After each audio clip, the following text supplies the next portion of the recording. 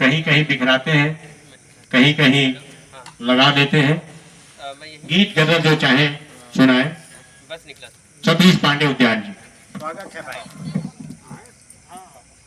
आज कृष्ण और राधा का रास आज चरण में रहता है, अंतिम चरण जैसे मुझे पता है, और उस पर राधा कृष्ण के दोनों का जो प्रेम प्रसंग वो मैं आज सुनाना चाह रहा हूँ। मेरे मोबाइल को तो राजेंद्र भैया बोले बिना मोबाइल के सुनाने को नहीं सुना। लीजिए आनंद लीजिए।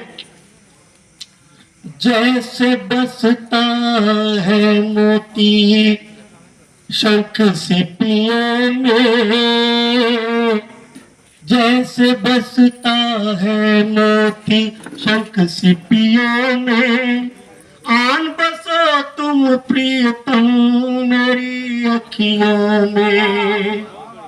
राधा कृष्ण से कह रही है, ये पूरा राधा कृष्ण का है, अन्यथा नहीं लिखेंगे। जैसे बसता है मोती सीपियों में, आन बसो तुम प्रियतम मेरी अखियों में। तुमको ही चाहा है, तुमको ही पूजा, तुमको ही चाहा है, तुमको ही पूजा, नहीं तुम्हारे सिवा मन में कोई दूजा, नहीं तुम्हारे सिवा मन में कोई दूजा। खन खन के स्वर बन के बसो मेरी चूड़ियों में, आन बसो तुम प्रियतम मेरी अखियों में।